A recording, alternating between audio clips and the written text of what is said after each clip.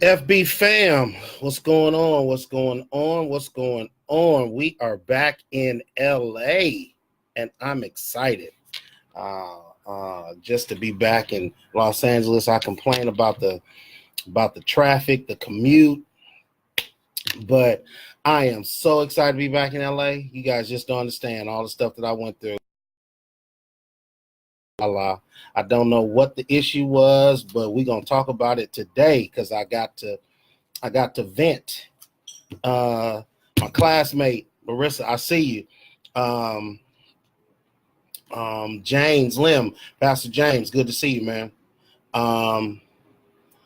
We are going to get into it today. Listen, just a few things. If you don't mind, two things. Number one, or three things actually.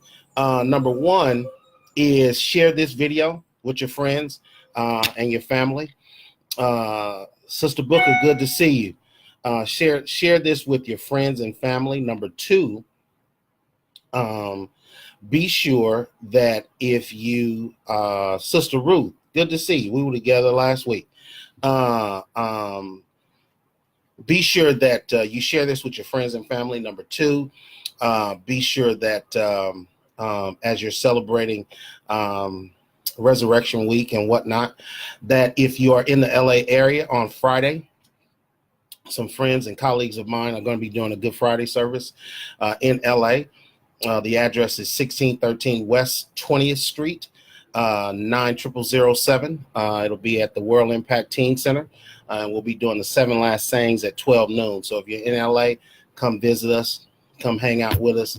Also, Sunday, if you're not already part of a church family and you want to come and celebrate in the resurrection service, we will have worship, a word, and then we're going to have food right after service. And then each youth that show up will get a gift basket, or not gift basket, but they'll get baskets with candy in it. So that's all my announcements. All right. So we get ready to get into what has taken place since last Wednesday in my life and see how God is trying. So last week I was in Orlando. So I was with a cohort of people from LA, and it was LA, Atlanta, Philly, Dallas, St. Louis, and we were all together for a week through the DeVos cohort, Urban Leadership Institute. And so we were out in Orlando dealing with that, growing as leaders and whatnot. And so I was due to come back on last Friday because I had a conference that I was speaking at on last Saturday, and then of course we had Palm Sunday. So when I got to the airport, before I got to the airport flying out of Orlando, my flight was delayed. And so my flight being delayed in Orlando caused me to miss my connecting flight in Dallas. And so when I got to Dallas, about a little bit after 10 o'clock, between 10 and 11 o'clock, had to make some arrangements as far as my living quarters and conditions, and got on another flight that was supposed to be leaving out at 8:45 Saturday morning, and get to the airport Saturday morning. And that flight was delayed and then canceled. And so over the course of this Saturday, I was at the airport. Hey, Marie, my ride or die. Good to see you. Good morning, sis. From 7 in the morning until 11 o'clock at night last Saturday, I was at Dallas Fort Worth Airport. I went to every terminal in that airport except for 2, and they only got 5. So do the math. I didn't wind up leaving and getting on a flight until Sunday afternoon, after they had to go find pilots to fly the plane. Out the pretzel and all of that. Weather is good to see. Then they tell us we had to get off the plane because they had to go find these pilots to fly the plane. So this ordeal that I went through with being delayed and having flights canceled, I think I had the last count I did, because after that, I just got so irritated and frustrated, I just stopped counting. My flight had either been delayed or canceled 7 times. 7 times. I didn't think I was ever going to get out of Dallas-Fort Worth Airport. I thought I was going to be Tom Hanks in that movie where he's in the terminal and he pretty much lives there and meets everybody. That was your boy. That was me. I was a new version of Tom Hanks. I was Cedric Hanks. Okay? I was that dude in the airport. I met people that I wouldn't have met any other time. I mean, we saw people. By the time we got to LA, everybody was rejoicing. We had a kumbaya moment.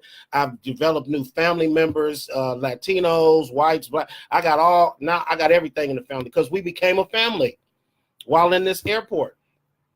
So the word for you today and what I got out of it was a couple of things. One of the blessings came because I was able to see my parents and meet and touch and hug on them and love on them. My parents, as they get older, times together become more precious and more important. And, you know, my mama just want to touch me and hug on me and kiss me and stuff like that. My daddy is the same way. They didn't want me to leave, but they knew I had to get back here to LA to do some stuff. So the thing that I wanted to talk about today is how to be delayed and how to deal with delayed cancellation. When we dealing with our delays, we have to. When you are delayed, that doesn't mean that you are necessarily denied, and we know that. Okay, we've heard that before. But when you're in those moments of those ultimate delayed cancellations, which means that we eventually knew that every time a flight got pushed back 30 minutes to an hour to an hour and a half, ultimately that flight was going to be canceled. And our irritability came because why do you keep delaying flights? Why don't you just cancel the flight so that then I can make a decision, write that down, on what my next move is going to be?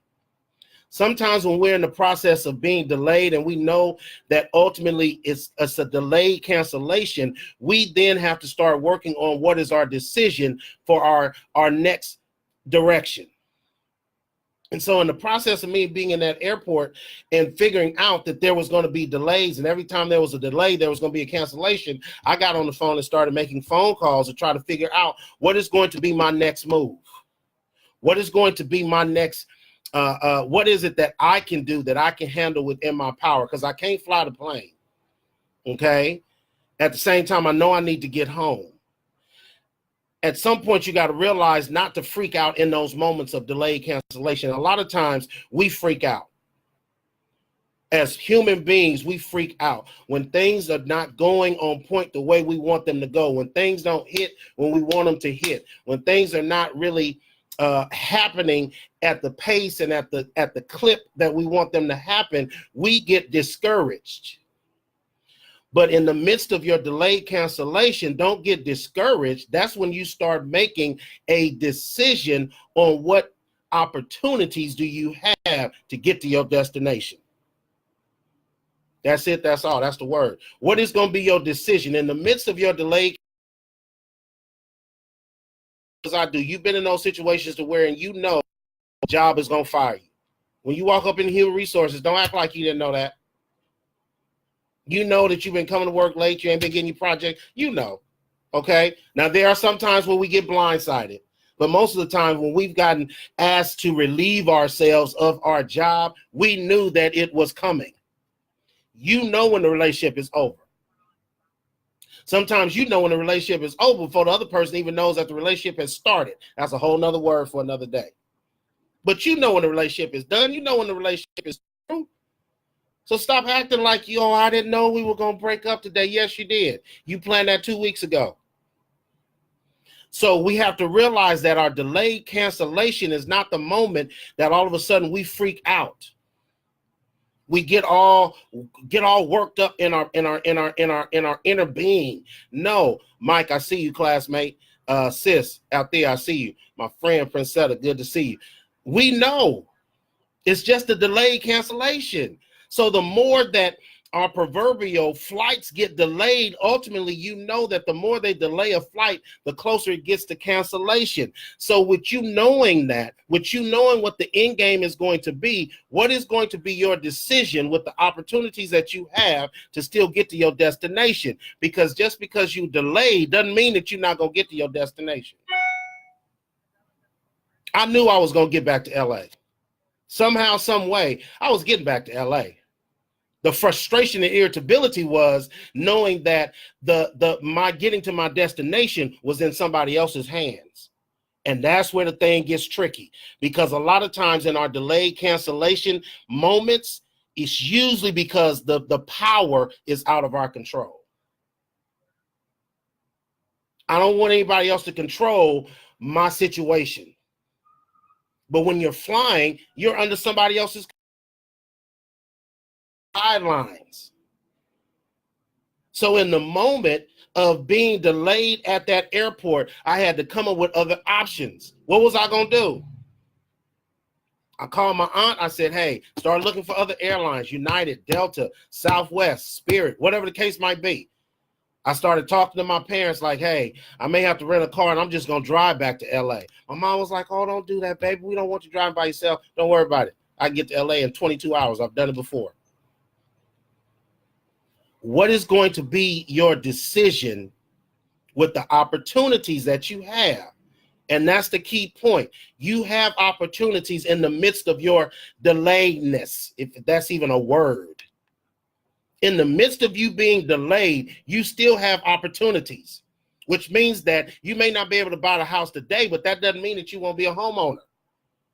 You may not be able to buy the car today, but that don't mean that you won't get a new car. You may not have a job today, but that doesn't mean that you still cannot work.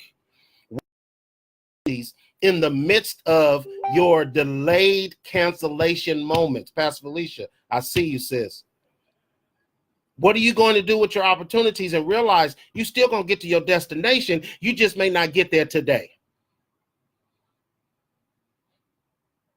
When we look at the story of Jesus and Lazarus, Lazarus went to the grave. Lazarus died. And when Jesus got there, when he got there, he was upset with, or not him, but the sisters, Mary and Martha, were upset with the simple fact that he didn't come soon enough. But he still got there. But when he got there, he was able to cancel out the death that Lazarus experienced. So Jesus' arrival was delayed, not because of outside forces, but they were delayed for the simple fact that Jesus needed to do it at the right time. So what I want to tell you before we sign off today, what you are experiencing as far as cancel out, sometimes it just means that God is trying to wait upon the right moment and the right time to render you the blessing that you actually deserve. That's a word for somebody. Just because Jesus is delaying his response don't mean that he didn't hear your prayer. Somebody needs to hear that. Just because you have not gotten the answer to your prayer does not mean that Jesus did not hear it. It's just that he's delaying his response because he needs you to be in the right position to get you from where you are to your destination. And just because you've been delayed don't mean that you're always going to be canceled out. Just because you are delayed doesn't mean that it's the same thing I'm working with my children. Just because a college denies you interest don't mean that you still can't get a college education. And it may mean that you got to look at other opportunities on how to educate yourself. USC don't want you. Somebody else does. But if USC does not deny and cancel your application, you'll never get to the place that you're supposed to be to have the experience you're supposed to have. The reason that Jesus was late getting back to Lazarus wasn't because he was trying to do something to affect Mary and Martha. He was trying to affect the faith of the people in the community that had experienced Lazarus' death. So sometimes your delayed cancellation is not for you, it's for somebody else. Sometimes your termination ain't for you, it's for somebody else to look at, to see how are you going to handle being terminated off of a job that you know that you wanted. How are you going to handle going through a divorce and knowing that you married your best friend? How are you going to handle that? That's not for you. That's for somebody else. Being out of sync and getting all worked up when we get delayed and when things get canceled, we got from three things. And these are three things I want you to take away. What's going to be your decision in the midst of that delay? What are the opportunities that are presented that are under your disposal that you're going to operate under in the process of being delayed? And how are you going to get to your destination when your flight gets canceled? Because you still got to get to your destination. Take that with you, because somebody need to hear that today. All right.